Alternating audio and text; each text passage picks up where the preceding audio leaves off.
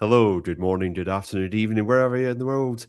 Welcome to A Celtic World, the tactical review, the show that does a deep dive into Celtic's most recent match on the weekend. I'm Anthony Maguire. As always, I'm joined by Paul Massey as we're looking at Rangers 2, Celtic 2. Glasgow derby last night, point apiece.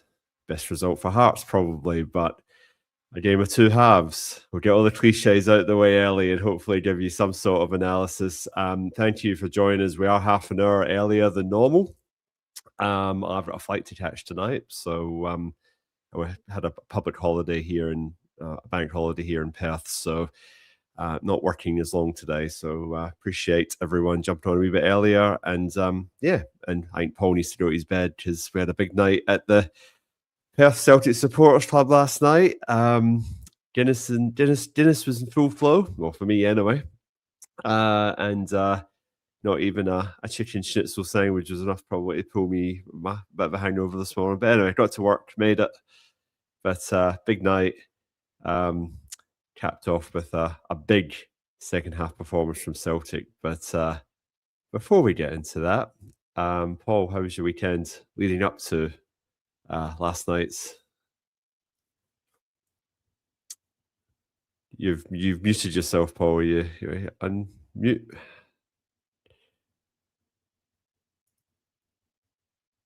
Oh, and Paul's dropped out. Okay. The reason we've come on, we're meant to start at 7:30. We'll be a little bit later. Is Paul's just been having a few technical issues. So microphone's been playing up a wee bit. So you might be stuck with me for a little bit. So I'll bring in some comments, and from there we'll go to the team lineup and get the ball rolling, and Paul can join us hopefully once his IT is up and running. Patrick McLaughlin, morning troops, hail, hail, hail, hail to you, sir. Craig McLaughlin, hail, hail, hail, hail. Henry Millarson, good afternoon to you, wherever you are. Yes, Paul's a few IT issues, but we're getting that sorted. So yeah, we'll see how we go, see if we can get that sorted out.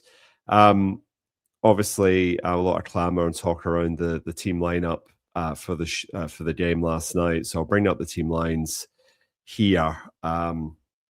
So obviously a lot of discussion around the goalkeeping position,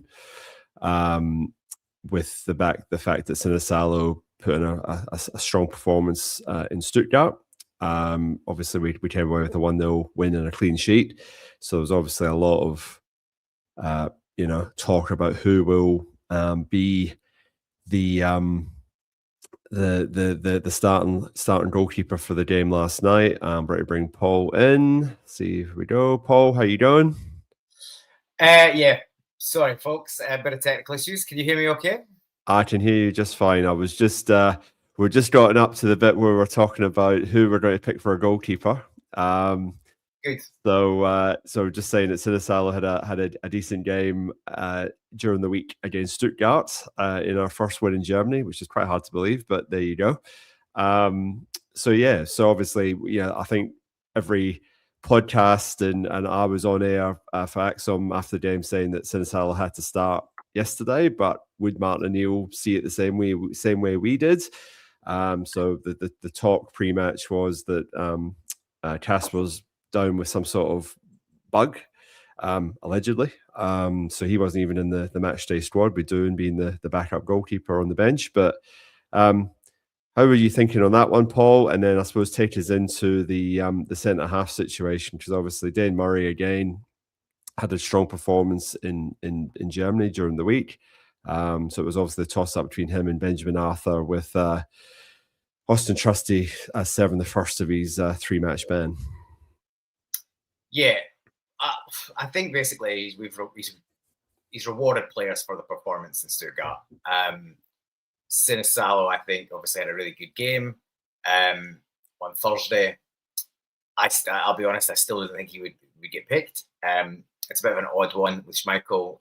He seemed fine Thursday, and then obviously I know Neil seemed to indicate he might be available for selection by Wednesday. But so we can speculate all day on that. But I think Sinisalo deserved his place, and he performed well despite losing 2 goals. Like, I don't think you can really lay either any of the blame at his door for those two. Murray obviously had a really good game as well. Came in a clean sheet, and he defended well. And my concern with his selection, prior to the Stuttgart game, I was thinking it's got to be Benjamin Arthur, because I guess much like the JSP situation, if you're going to bring these guys in from Premier League clubs, then what are they there for other than to fill out the squad? You'd expect them to actually have some game time. You don't get signed by Brentford through their scouting system if you're not a decent player. But Murray obviously sort of played his way into contention. My concern with that is he's had some pretty big errors in his biggest matches. Would that come back to haunt us again? And unfortunately it did. But I think, and we'll get into this, but he sort of recovered well from there. So, all things being equal, he probably deserved the pick. And Adamu obviously got the nod ahead of Chavantra or Kelechi Iheanacho, who has disappeared from the squad again after having minutes the other night. So that continues to be a confusing one. I would argue that maybe he's the most composed and natural striker that's at the club, but can't get minutes or doesn't seem to be able to stay fit long enough to be fancied. So those were the main ones. I was concerned about the midfield because our teams have played through us easily. Our press has been poor, intensity has been poor, and an undercooked Oxlade-Chamberlain and a front-focused Nygren left a lot of cover for Cal McGregor again, and that was a concern, and that's kind of how the first half played out. So yeah, interesting lineup. I think I did say to you before the game in the pub, I wanted to see one curveball at least in terms of either selection or tactically. I don't think we really got that. Like Adamu, I guess, was a bit of a curveball, but it's just an odd one, to be honest, and certainly we didn't play to his strengths, and he didn't really get much change out of the first We didn't half. really play the ball to him at all, really. I mean, Peter Grant said he felt sorry for him. I mean, I think the problem with somebody like Adamu is he's looked okay in linked up play, but is he any better than Chavantra at link up play? Probably not. But he seems like he's quick and he can run in behind. So I just thought that the obvious out, and I think we spoke about this in the pub before we even got to the supporters club, was the obvious way to sort of nullify the midfield issues was to throw the ball a bit longer, play it in behind, play it in the channels, play in the corners, and get guys like Maeda and Adamu in this case to run in behind and sort of turn the Rangers defence and cause some problems. Didn't really do that. So we didn't really turn up for the first half at all. So yeah, I had misgivings when I saw the team lineup.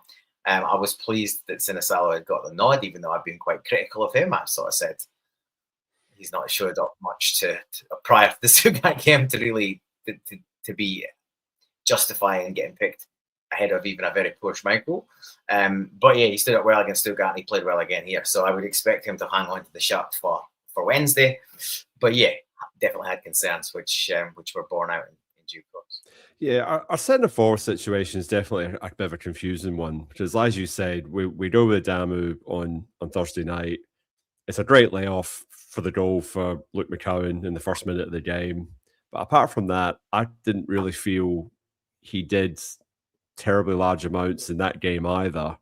He ran around and he pressed and did a bit of work, but we've persevered with Chavantra since he's come through the door, and you'd have to say that he's been our starting striker for the last 3 weeks, 4 weeks, and all of a sudden didn't even get any minutes last night. It was interesting as well because after I obviously watched the Stuttgart game live, but a couple of days after that, Paul John and Tino they were doing a joint podcast, and they were saying, they both had Adamu starting at Ibrox last night, so they actually picked the team lineup, player for player, and that was the one bit that they were talking about I disagreed with.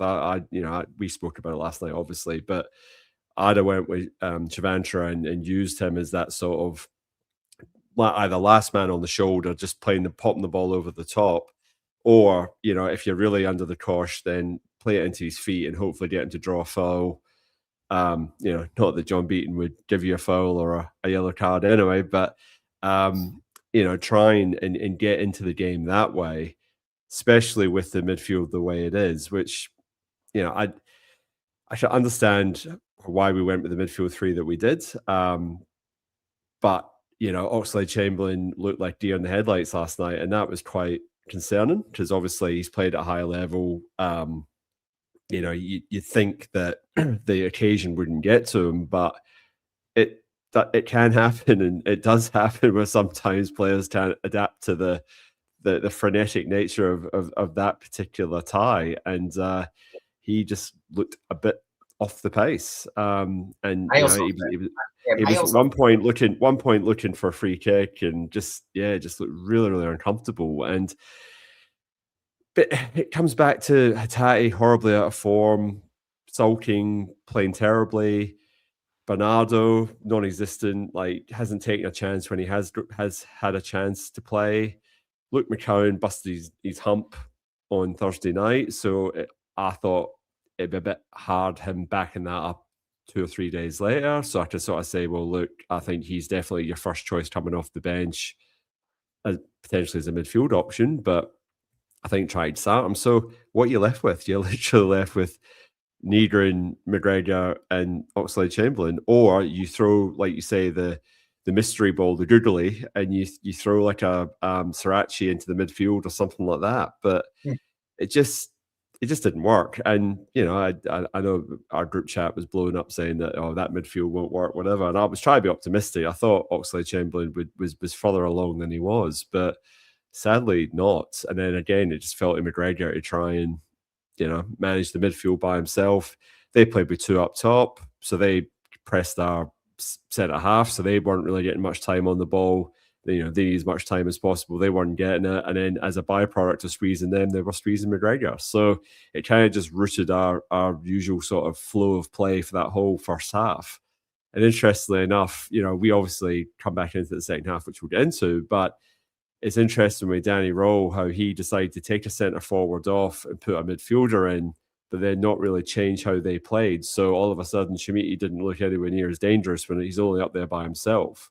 So, tactically, we got it wrong first half, and the one thing I do like about Martinoneill and the management team we've got now is that they acknowledge that if they've made a mistake, they'll generally pull the cord at halftime and make the necessary changes, and they usually get a response, and thankfully they did. But I thought equally in the second half, Danny Rowe shat the bed as well. So from a management point of view, both camps could probably sort of say that it's they could have done better in certain aspects. But we may as well get into some incidents in the game, Paul, and then that'll sort of take us through this first half, because as per always, it was helter-skelter to start with.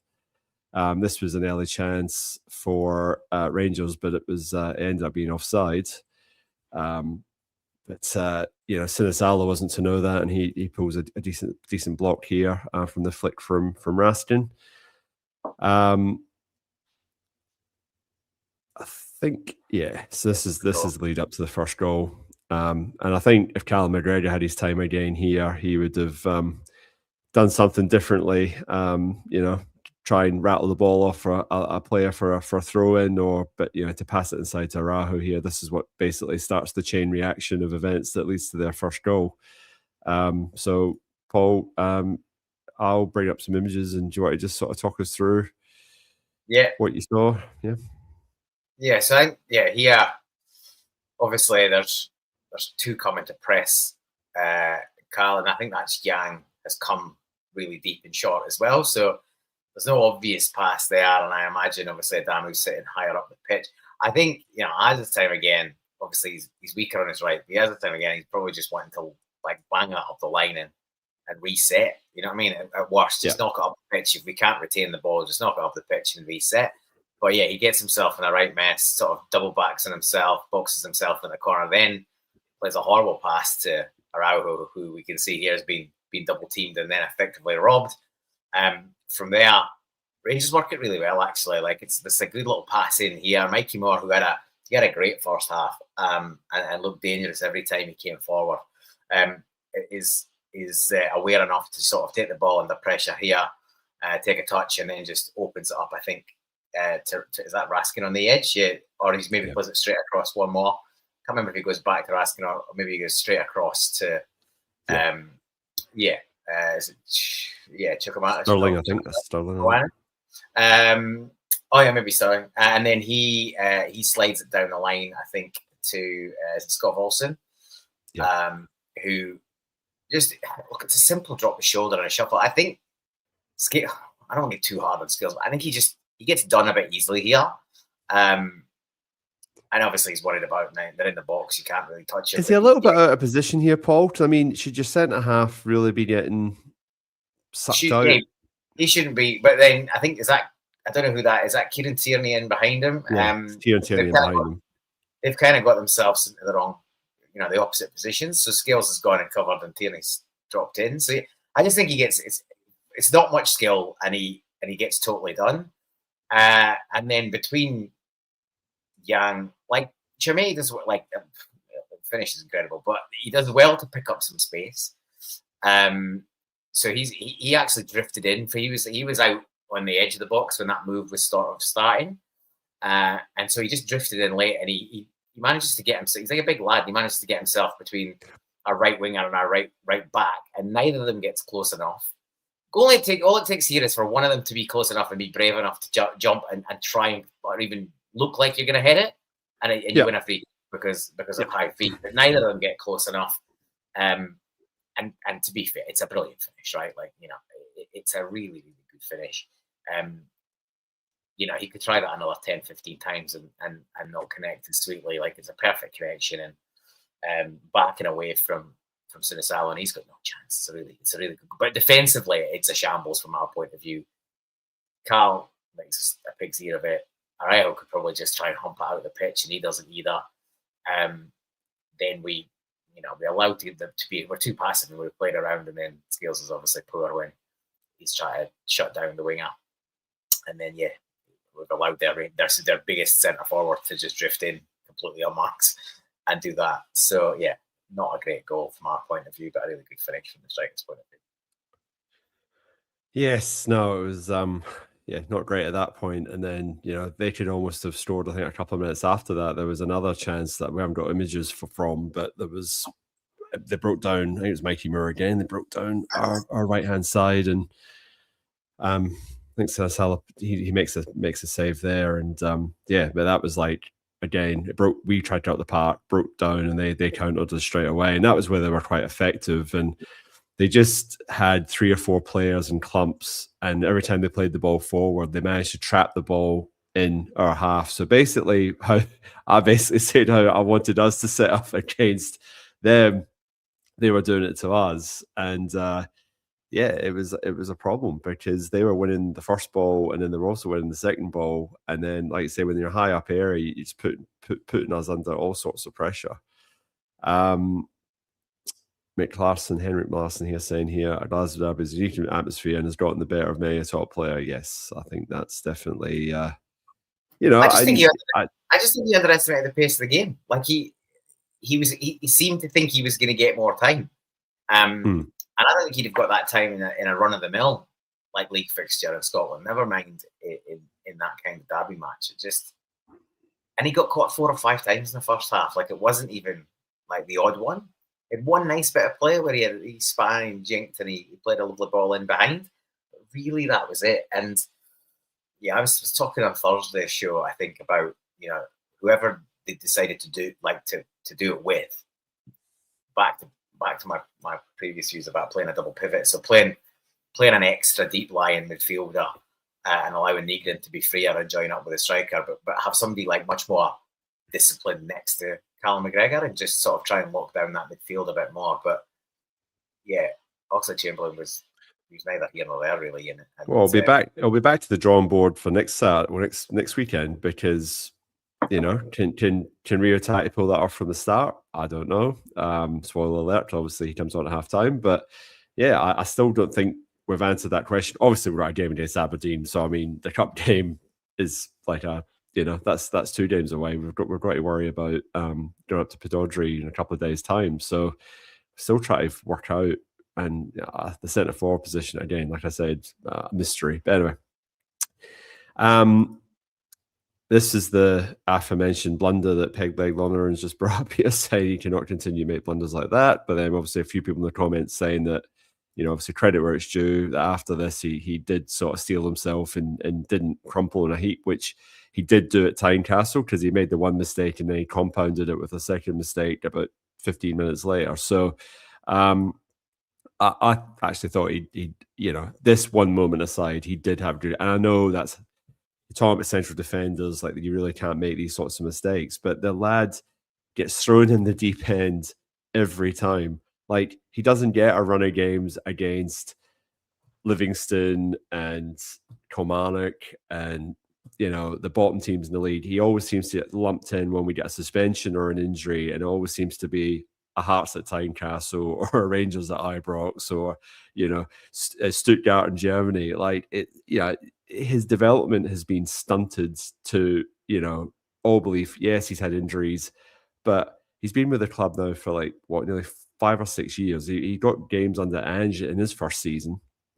And yeah, I mean, for his development, I mean, it's so hard. And the guy's like 24 now. So you're sort of saying he should be a player by now, but he's just not played enough football to develop. So I think he's played less than 30 top professional matches. And bear in mind, he's had 2 and a bit years out of on 2 bad knee injuries. I think he's done his ACL twice. So the fact he's even still in contention with those kind of injuries is a bit of a miracle, to be honest. They've put plenty of other players out for longer and finished them. So I agree. I feel a bit sorry for him, because he does seem to get thrown in at the worst kind of possible time. But he's definitely, as somebody said in the comments, he has got concentration issues, I think. But it's like with a goalkeeper. You make a mistake at centre back, it's a pretty good chance it's a goal, right? So, this is poor, right? Like, it's on his weaker foot, but he's had a massive swipe at it, and he's basically completely missed it. Well, near enough missed it. But from here, I've got to say this is nearly as good, if not better, than the first goal. I just think he does such a good job. People will be critical of Araujo, and he is a bit soft on it. But I think the issue Araujo's got here is with the bouncing ball and just where his body is. He actually couldn't have got it away any quicker. His leg was waiting for it to get to a point where he could get it and hit it. And Jermaine's he's done really well. He's just got a toe in, but he already knows where he's knocking it. He's knocking it round him. And he just uses his physique and his body, and he just rolls Araujo. And then Araujo's back. He needs a ticket to get back in at that point. He's in real trouble. And then he's got the presence of mind. Look, Sinisalo is making himself big, like Schmeichel. It's still a pretty difficult finish from there. And he just gets the deftest of outside touches and flicks it in the gap between his leg and his arm. And it's a really, really good finish. But yeah, Murray should clear it. Araujo should be stronger. But yeah, if you're a striker, you're pretty pleased with yourself. You've gone in and nicked it. You've anticipated the net. You've rolled your defender. You've anticipated where the ball's going to drop, and you've still managed to tuck it away. It's a really good finish. I don't think even in his wildest dreams he was going to score that goal. I think he obviously scores a worldie with the overhead kick, so he's obviously high in confidence. He's went, you know what, I'm just going to try and just do a wee flick here, and it's just come off. And credit where it's due. I mean, it's a very, very, it's a very, very good goal. And I mean, it's interesting that this Chimette, he's an interesting guy. Like 8 or 9 million quid to sign him. He scores goals against in the big games. He scored against Hearts. He scored against us now 3 times. Well, he's got 9 fourth against us, 2 in the last 2 games each. He scored 9 goals all season, 4 against us, 4 against Hearts. Only 1 against anyone else. He seems like a big game player, but he can't do it against, he does the old damn week damn midweek on, in bloody Kilmarnock or whatever. He's not there. Yeah, it's odd. It's very odd. I think Big Dom saying here, Araujo should clear the ball. I think it's just sitting up. I think it's just in an awkward position. it's not high enough for him to get a head on it. It's too high for him to get a foot on it. So if he sticks his foot up, he's worried he's going to give away a penalty and kick Chimiti, and Chimiti's just ready to go down like a sack of tatties, and it'll be a penalty. So he's in a difficult situation because, and also the other thing as well is he's caught a wee bit because Dane Murray does get a touch on the ball as well. So he does change the path of the ball. So it's coming in a certain angle, and then Dane's got a touch to it, and it's just changed it, and it's just caught everyone. It's caught him off guard, and Chimiti was just the better one to react to it. So, like I said, sometimes you've got to sort of doff your cap to a little bit of individual brilliance. I mean, there were two well finished goals. I mean, you got to give that. I mean, obviously there's circumstances leading up to it. I'm sure Celtic are sitting down analysing it, going, yeah, if we'd done this or this, it doesn't get to him, having that opportunity. But yeah, there's nothing Sinisterra can do there either. He's made himself as big as he can, and if the guy doesn't have the composure and just rattles it, it would come off Sinisterra's stomach. But he's gone with the real sort of soft touch. And I mean, any feinter and Kieran Tierney could probably almost slide in on the line and clear it off. So he's just got enough power on it to get across the line as well. So interesting. But anyway. So yeah, I think somebody just said in the comments here, yeah, Henry, I'll say it too. No, worst word we're going to do. Yes, the mood in the mood in the Celtic club we were in is pretty low at that point. I'm sure if there was a couple of couches, either a few of us would have been, potentially starting to hide behind them. But yeah, even in saying that, I do remember, and yes, I was probably on my like 8th or 9th pint by then, but I do remember that last 10 minutes of the first half, I just kind of felt if we could just get a goal back, and I kind of felt like we had a couple of wee half chances, it just was just changing a little bit, but Rangers were still sort of the better team. But I just thought if we can just pinch something here and just go at the halftime 2-1, it would just give us something to sort of like, refocus on. It didn't obviously happen, but I'll just see what images we've got after that. I think we're into the second half now with the still images. So I think the other thing to really talk about in the first half, Paul, was John Souttar getting away with a couple of really hefty challenges. Callum McGregor gets booked for his first foul, which was a bit of a tug of the shirt, pull somebody back, straight yellow card, no hesitation from John Beaton. But Souttar absolutely clatters Adamu in one. Ball comes over in the air, and he hits him 2 separate points. Nowhere, never getting the header. Nothing. And then there was another one. I'm pretty sure there was another one in the first half as well. Got away with it. And then the only other thing, I don't have a still image of it, was a potential penalty shout with Liam Stales getting dragged down in the box. So that was about the 12th or 13th minute. So that was early in the game. It's probably the first corner we had. So Liam Stales makes a run to the front post, and I can't remember who's hanging onto his shirt, but he got dragged down, and not even a wee look from VAR. And it's this whole corner situation. Like, if you start giving a couple of penalties for people getting dragged down in the box, all of a sudden the shirt pulling stops, and then it becomes body on body, and then it's like the stronger player, and you might actually see some better headers, and we might be more successful. So at the moment, we're getting absolutely mauled every time we try and go up for a header, and we're getting nothing for it. So for me, Beaton was definitely at it in terms of, the way he was refereeing both sides. Just felt there was a disparity. Rangers players were falling over, getting a free kick. Equivalent fouls for us, it was play on. And I just felt that was quite noticeable, particularly in the first half. Yeah, Souttar could have had 2 yellows in the first half. He used a pull back on Yang, nothing doing. McGregor gets a similar foul, nothing doing. Raskin in the 4th minute was shirt pulling on the edge of our box, gave the foul, no booking.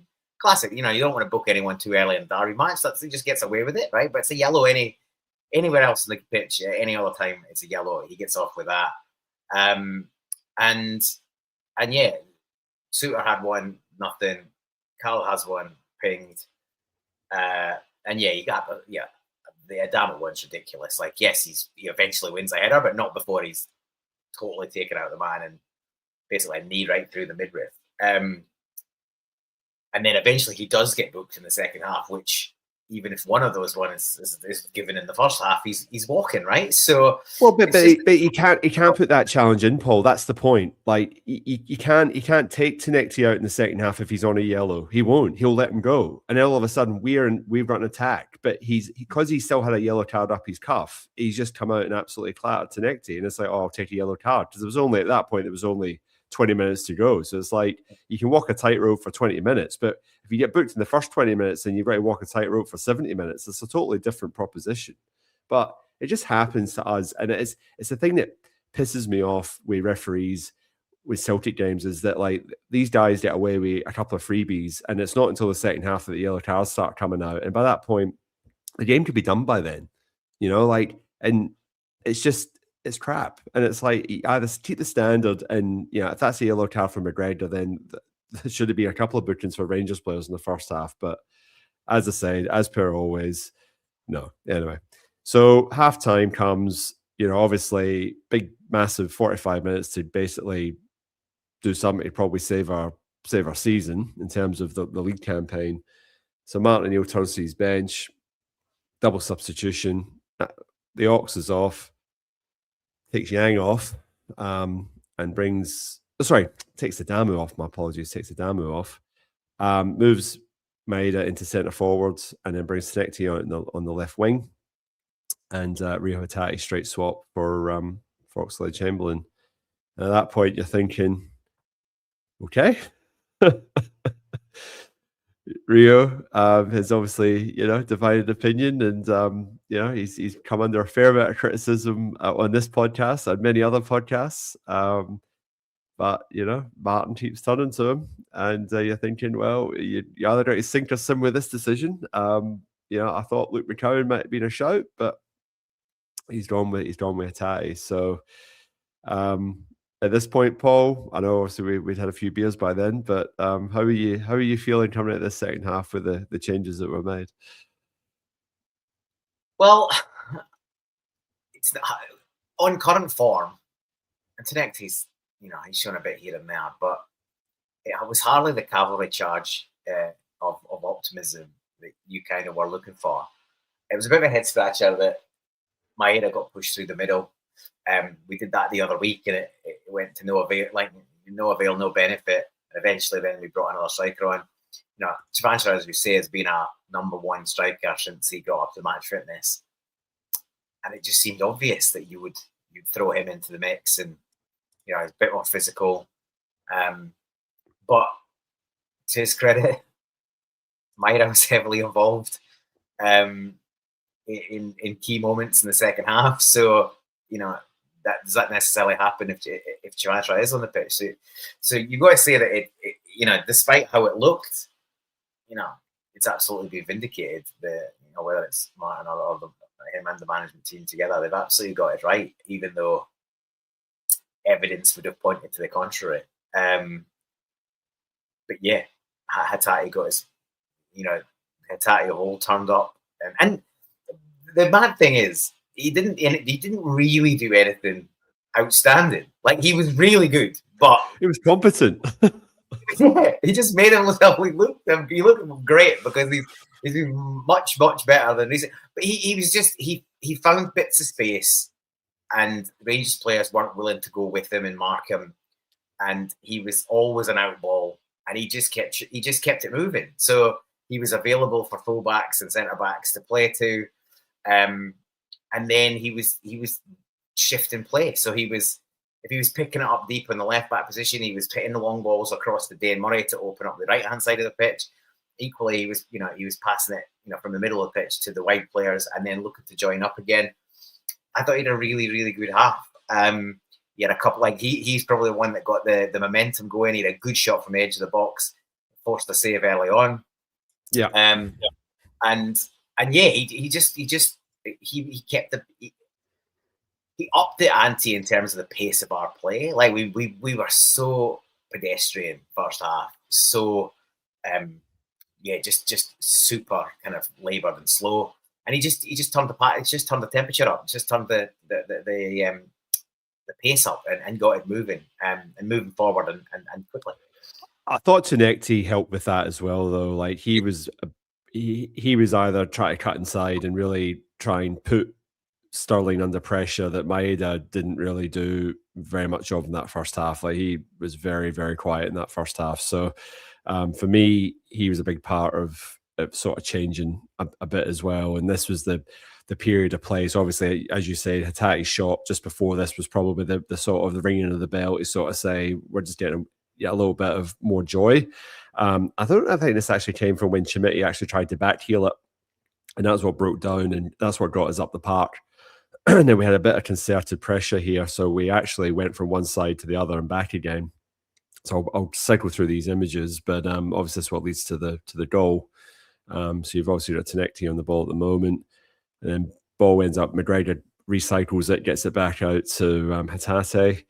And then, Nygren here, gets back to Nygren. And he, again, this is Nygren. This is the enigma that is Benjamin Nygren. He gets this little pocket of space here. And looking at that box, how the hell does he pick out Kieran Tierney with this pass? Like, I mean, it just looks impossible, but he just basically brings out the sand wedge and just chips it. And Kieran Tierney, rising like a young salmon here, just power, generates the power himself, hits it down low, and beats Butland for pace. Like, just, it's close to Butland, but there's just enough power on it and enough direction on it that he's absolutely just, he's beaten. And 2-1, Celtic Club erupts, we corner Vibrox erupts, and we're back in this match. And it just, if it hadn't turned already, it just turned on an absolute, on a tuppence after this. Yeah, there's lots to like about this goal. If you're a Rangers, you'll be disappointed with the defending again. But Hatate's pass to pick out McGregor is just class. Like he just gets his head up and he slides a kind of perfect little slide rule pass in, and McGregor just touches it off, one touch into Nygren's path, perfectly weighted. He gets his head up. Now, we mentioned Maguire earlier. The great thing Maguire has done here is he's managed to occupy both centre backs here. Yeah. Like just so both centre backs are drawn to him. Bear in mind they're both head and shoulders above him, which allows Kieran Tierney just to drift in. Now I think that's Raskin that is supposed to be marking him, and he's never goal side. Like I watched it back today. He never gets goal side. He should realise that he's effectively now the left back. Romans is on this side. I think that's him sort of second from the left on the outside of that picture. So yeah, Raskin should have a bit more match awareness and basically go, shit, I'm the left back. So, I've got to be defending my back post. But he never gets goal side of Tierney. Tierney sort of just drifts into that gap. As you say, it's a great delivery by Nygren. And it's a textbook header. Like, what do you get taught as a kid? Head it down, head it back the way it came. And yeah, it is low and relatively near Butland, but that's why he's never going to get down to that. Like it's, you need one of those Gordon Banks type saves to save that. It's like it's past him before he's got an opportunity to sort of shift his weight in the right direction again. So yeah, really good goal carved out by us. Some nice passing and a lovely assist and a great header by Tierney. It's on at so that there's point, a couple of other really good chances that we could have done better with before we get to the one that obviously leads to the penalty. But Daz Maeda has a header. He heads it basically straight down Butland's throat. There was one we could have, if he'd have put it either side, you had a strong chance of that going at the back of the net. Probably the chance of the game's Luke McCowan. I think of all the chances, he can clearly do it because he literally had the same chance against Stuttgart on Thursday night and slotted it away. And I can see what he was trying to do. He just didn't hit it hard enough because Butland just got there. Like squeezed between his body, wasn't it? Squeezed between his, basically almost under his armpit. So he a wee bit more power. He might have actually got it under Butland. I still think he should have gone with the chip. He's got to lift it. If he lifts it in the far corner, it's a relatively easy finish. I think the challenge there is it's slid down, and because he's playing on the right channel, his first touch wasn't great either. That was he didn't get it out of his, he needed to get it out of his feet so he could properly get a clean swing through with his left. It sort of stays too close to his body, and then he sort of he's half choking on it. But yeah, like a right-footed player is probably just going to hit that and smash it first time, but he's obviously got to check back onto his left, and yeah, he doesn't really get it out of his body enough, and then yeah, he's probably not in the right perfect shape to lift it into the top corner. But that's what you should be doing. And it's a relatively easy chance at that point. And I think, yeah, I think we were all a bit downbeat when that chance went about again, because you don't get that many of them in these games. Well, yeah, we're starting to run out of time by this point as well. So you're sort of thinking, how many more good chances are we going to get? And obviously, by this time, we brought on James Forrest, and I thought he did quite well when he came on. He's a tidy on the ball, and I guess that's what you want to utilize James Forrest. You want to utilize him in the last 10, 15 minutes of a game when it's the games that players are tired, stretching, you're looking for a winner. You want somebody who's going to get you output, whether it be a corner or, as James Forrest just knows how to do, is he just makes that wee half yard of space for himself to get that cross in, and this is what he does for what ends up being the penalty. So manages to get the ball across here, and this is one of the still images. So this wasn't conclusive because you're wondering whether it comes off his leg rather than his arm from that angle.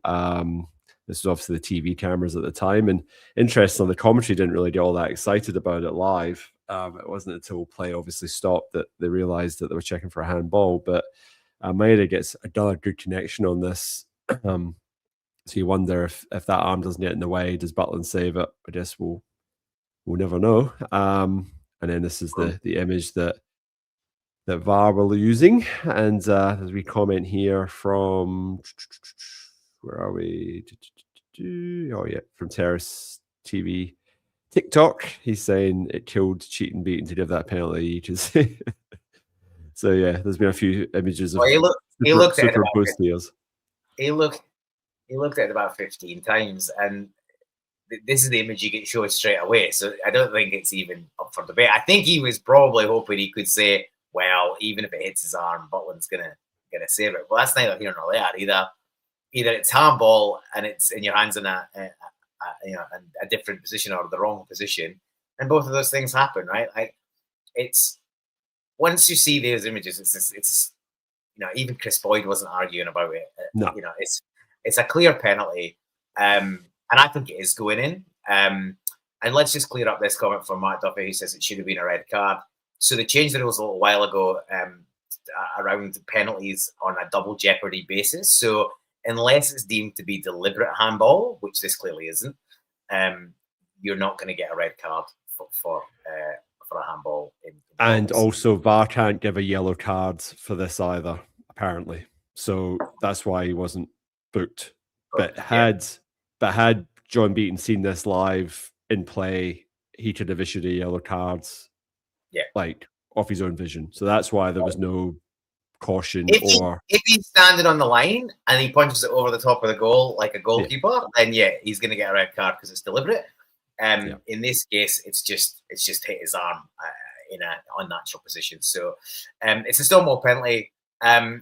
Before we get into the actual strike of the penalty and the finish, can you bring up that first image again? As Forrest is going to the byline. Because again, and this is one of the things I was alluded to when I was speaking about Maeda earlier on, his movement here is absolutely excellent. So he's already on his way back here, but he's made a front post run that's taken both centre backs with him. And now they're both beyond the front post. And then he just cuts the run and starts making his way back in, which is why he's got so much space to have a free header in Land of the Giants. And I think it's going in. I don't see how that doesn't end up in the back. I don't think Butler gets there, but because it only sort of hits him on the face, because Sterling sort of deflected it back in to his direction. So yeah, really, really good play by Maeda, which ultimately should have got a goal, and directly at the time, but obviously led to the penalty, which we scored at the third attempt. So I'll just bring up that now. So, obviously Rio Hatate is stepping up here. I was not confident in the slightest. He is one of the world's worst penalty takers I've ever seen. But then I'm sitting there going, well, who obviously I was standing there, but who we got in the park at the moment who can hit one? Luke McCowan, maybe. I think Raul wanted it. Like, he had it. He had the ball in hand, and I don't know whether he was just doing the shit stirring roll where you grab the ball and just to sort of like, get all the Rangers players away. Like I think for crowd control, he's quite effective. Like some of his antics at halftime and full time, he's definitely not short of confidence, that lad. But anyway, so Tatty steps up, Butland pulls the save to the right, and I'm wondering if we've got the other images. And then he saves it again to the left, and then between Hatate and Maeda, we bundle it across the line. Bit of criticism here for the Rangers centre halves and defenders just sort of strolling in, but I mean, obviously Hatate's well ahead of them, but just kind of feel that they didn't react. But anyway, we got the ball across the line, and you thought, could it be, Paul? Could we maybe go for a winner? But the interesting thing here is that they only gave 5 minutes.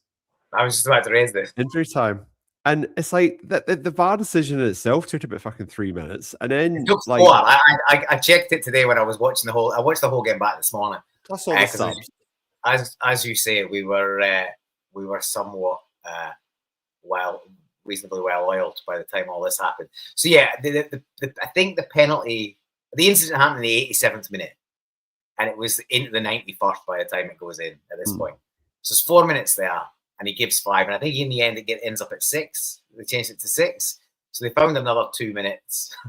They found another 2 minutes for all the subs and bits and bobs of treatment, of which there always is in these games. But yeah, it's one of those, as we've seen, extra time can benefit us, but it could just as easily have benefited them. And to be honest, they had the better of. We didn't really get one break up the pitch really in time added on. They had a couple of free kicks in dangerous areas, which were just a bit daft that we gave away. So we actually gave one away on the touchline, and there was another one late on. But they didn't really make the most of them. One of them they took short and they kind of petered out near the end, and the other one they threw in the middle. And it's kind of been alluded to in the comments, but Dane Murray won absolutely every header in the air all afternoon, in the box, in the middle. I think he was something like 17 or 21 aerial duels. He won. So yeah, that's pretty good. Yeah, he got his head on absolutely everything. He was brilliant in the air. And yeah, a couple of the viewers have mentioned it. I think it's worth reminding. It's a big shout out to him for how he recovered from that mistake, because based on big mistakes that's happened to him previously or that he'd been in the midst of, it would have been really, really easy for him to just crumble and his head to go down. And 2-0, it was 2-0 going on 3 or 4 at half time, and I think a lot of us feared that that's where it could end up. So fair play to Dane Murray for standing up. He was a key part of why we didn't lose any more goals in that match, certainly in the second half. And hopefully rebuild his confidence and we can just cut out those mistakes, because he's going to be needed for the next few weeks. A word from our sponsors. Every life is full of stories, and we all know someone whose story should be preserved. That's what an audio memoir is. A record of you or your loved one's life stories, family anecdotes, and poignant memories. We will talk online and then edit the recordings into episodes, accompanied by family photos and contemporaneous images of the past, creating an enduring audio-visual experience. We all know someone who deserves an audio memoir. Thank you for that. We've got about 50 people live at the moment, so I appreciate everyone getting involved in the comments. I've been trying to bring them up as relevant to our discussion. Please like and subscribe to the channel. It does help other like-minded Celts find us online. Normally, we are 8 p.m. Australian Western Standard Time. We were just half an hour early because I've got a flight to catch straight after this. I'm off to New Zealand for a few days. So I'll get to watch the Aberdeen game at 9 a.m, Paul. So that'll be a bit of a novelty. So none of this 2 o'clock in the morning stuff. So that'll be nice. So appreciate everyone getting involved tonight. It's been quite lively, and usually that's what happens after a Celtic Rangers game. But plenty to talk about, plenty of discussion points. Paul, before we go to man of the match, was there any other bits and pieces? Obviously, a wee bit of handbags after the match. I just kind of laugh at that and go, Rangers basically crap the bed in the second half, but then they want to start pushing people around after the game. It's like, yeah, you kind of blew it. You had a real opportunity. You had a real opportunity there to lay down a marker in the league, but you're 2 goals up, and like I said, Danny Rowe's innate reaction was to do defensive rather than going for a winner. Because they scored a third goal, it's all over. It's all over. They've absolutely bottled it. They should have been beating us 3-4-5-0, something like that, on the strength of the first half performance. We react, they go into their shell. And yeah, like if you check online, some of the stuff that's been said by Rangers fans is, they want Roll gone. A big chunk of them want Roll gone. Like they think, he's another thingy in disguise. He's only put runs together against poor teams. He can't, he goes too defensive. He's not got the killer instinct to close out games. And if a fan base is already thinking like that, then if some of the fan base is thinking like that, it usually only goes in one direction. If we do our jobs properly on Wednesday, and there's no guarantees going up to Pittodrie, I know it'll probably be a cold, wet, horrible night back into my old sort of neck of the woods. But we've got, like, that Aberdeen are really poor. So we've got to go and win that match. And then that would have us leapfrog them and get closer to Hearts. I just think as much, like, I thought that was a must-win game. And it kind of suits that, neither team other than Hearts. That said, if we can win, it's just got to be game by game. It's the biggest cliche going. You did a few cliches at the start of the show. We've just got to try and put some wins together. Motherwell in a couple of weeks will be a hard match. We've got a bit to go before then, but the fight from the players, both against Stuttgart to get a win in German soil for the first time, which is a kind of crazy stat, and to fight back from 2-0 down when we look dead and buried. There's clearly some fight in that team, and we are stretched to the absolute, thinnest of thin squads. So this is the other criticism I've got, Paul, is we're basically rolling back on the squad we had at the start of the season. All the guys we brought in January didn't feature, or they got dragged at half-time. Yeah. So, like, Nobavuka, Shevchenko didn't get on. We took Adamo off at half-time. Oxlade-Chamberlain came off at half-time. There's your four. Arao is the only one that's contributing on a regular basis. So on Oxlade-Chamberlain, I think I've got some sympathy for him, right? He's already showed he's a class act in a couple of little bits of cameos.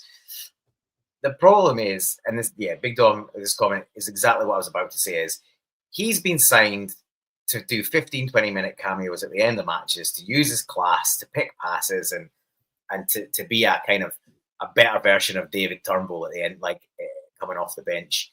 An Aaron Moy type character is what I thought how we would like to use him. But because the midfield is, once again, super thin, we're badly missing Engels, and we are both fans of Engels, and we're not going to sit here and say he's the finished article, because he isn't, but you can see how much he's missed in terms of just the work rate off the ball that he puts in. Our press has collapsed since he got injured, and it came back to some degree in the second half. But our midfield is currently paper thin, and that's our biggest hamper at the minute is just trying to get the squad through. Hopefully that is true. Johnson and Osman back in training. I think AJ is probably likely to be make it before Osman does. Any reinforcements back in the team, the better. But that would be a third right back, right? Because Kobe Donovan has been an able deputy and Arao has been great. So this is the problem. We're stacked at fullback and super thin in other parts of the team. So look, we're hanging on in there. I think we're almost going to have to win every league game. I think. Like, I do think there will be drop points elsewhere, but if we want to be guaranteed the title, I think, and even winning every game doesn't guarantee us that. Like, if Hearts do the same, other than us beating them, they'll win the title by a couple of points. So we're going to need teams to slip up around us, but I think that will happen. Like, obviously, this season more than any season, teams have been taking points off each other pretty regularly. I think that's, is that only like the third or something point we've had against Rangers and Hearts all season? We haven't beaten either of those teams, and we're still in the hunt. It's kind of ridiculous, to be honest, but I think we're going to have to beat them both after the split. Yeah. We're at the point now where there's the margin for error is literally none, because literally even if we beat Aberdeen, we're still 5 points behind Hearts. So say we beat Hearts, that takes it to 2 points. Still need Hearts to slip up, and we have to win, keep winning. So But that said, O'Neill has barely I think is that draw and the loss to Hibs, is that pretty much the only points he's dropped? Yeah, but then you also look at the teams we've been playing, Paul. Like, we've been struggling to beat teams at the bottom of the league, and now we're coming up against teams at the top. But the Motherwell game will be massive. I mean, assuming we beat Aberdeen during the week, and you can't assume anything this season, this squad, this team, this league, this season. You can't assume anything. But say we beat Aberdeen, the Motherwell game becomes massive, and obviously the cup game will take care of itself. But playing Motherwell at Celtic Park, and if the boards could find a way to get the Green Brigade back in for that match, so we've got a full support and full voice,